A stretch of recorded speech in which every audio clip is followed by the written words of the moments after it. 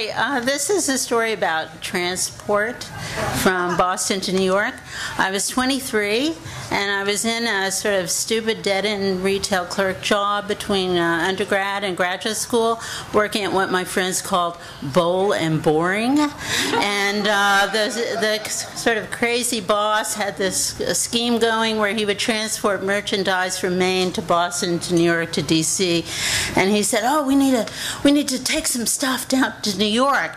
And I'm like, I'll go. I couldn't wait to get out from behind the stupid counter. So he's like, "Great, okay, it was Saturday, we'll go get the truck."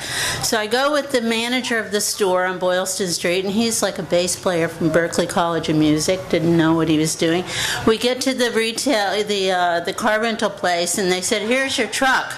Well, I thought it was a van. Oh, that's what we have.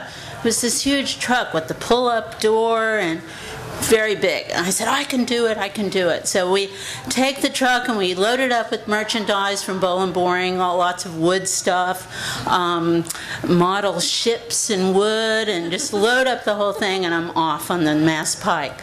I'm not 10 minutes into the trip where, well, here comes the state trooper. I'm pulled over. He said, "You're not supposed to be driving in the left lane with 2 axles." I have 2 axles? Okay, all right, I know. He gives me a ticket. I'm on my way.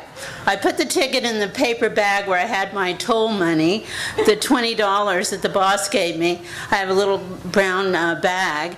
And so I'm on the way on the Mass Pike, and you know, it's getting darker and darker and darker. Next thing I know, I'm in North Haven, Connecticut. The truck dies. Oh my God, what's next? Well, right there is the blue light emergency call box. So I call, and the tow truck comes, and he said, "Oh my gosh, we have to tow this truck." I'm like, "Oh my God, well, what do I do?" "Well, drive me to the hotel there." So the truck goes away. I go to the hotel. I call the boss. He starts screaming at me, the big boss in New York. And I was like, "Well, I don't have any control over the truck." "Well, get the stuff here." So I'm headed to New York, and I have this broken down truck. The next morning I get a cab. Okay, I have the hotel costs and the cab costs. I go to the place where the truck has been towed, and they say, "Oh, well, the truck was out of gas." I'm like, "What? You couldn't tell me that last night before the hotel and the cab costs?" I said, "Well, okay, you owe us X amount of money for the full tank of gas and the tow charges." And I said, "I don't have any money." And they said, "Well, what are you going to do?" So I pulled up the door of the truck and I said, "Here, why don't you take some of these ships models?" And they're like, "Okay." So I take the ship models, and I'm like, "Oh, let's exchange some paperwork. I'll give it to the boss." So I put it all in the paper sack. And I'm like, "Okay, I'm off." You know, great. I start backing the truck up, and I run into a roach coach with the quilted stainless steel siding.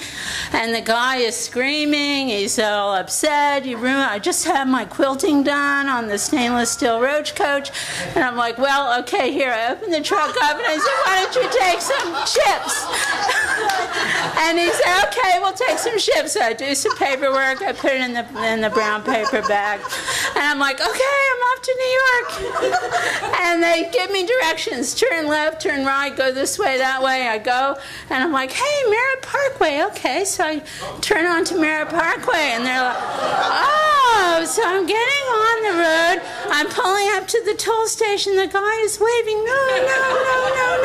I'm sorry, he's so friendly." I'm driving up. And he says, wait a second, you shouldn't be on this road. Go through there and over there." I'm like, "Okay." So I start pulling through.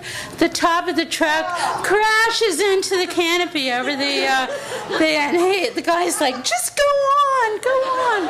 So I get onto 95, and okay, I have a double axle truck. I got it. So I'm driving, and I'm like, I can't go on the Harlem River Drive. I can't go on the West Side Highway. I can't go on FDR. Well, what do? I have to drive on Broadway the length of Manhattan to St. Mark's Place. So I'm driving. It's rush hour in Manhattan. I have this huge truck. I'm 23. I'm trying to navigate. And I get to the garment district. I'm like, I'm almost there. I'm going through this narrow way with all the trucks parked on both sides. I go through. I take the mirror off the truck. Crash! I have to get out. I take the mirror, put it in the passenger seat. I'm almost there at St. Mark's Place. So I get to the Lower East Side, the East Village. I drive down St. Mark's Place. I'm like, there's Bowl & Boring headquarters. I pull right up. I get everything in the paper bag. I walk into the store and I said, where's the boss? The young guy there said, oh, I don't know. And I said, look, here's the mirror. Here's the ticket. Here's the paperwork for the ships. Here's the second paperwork for the trips. And by the way, here's the key to the truck. I quit.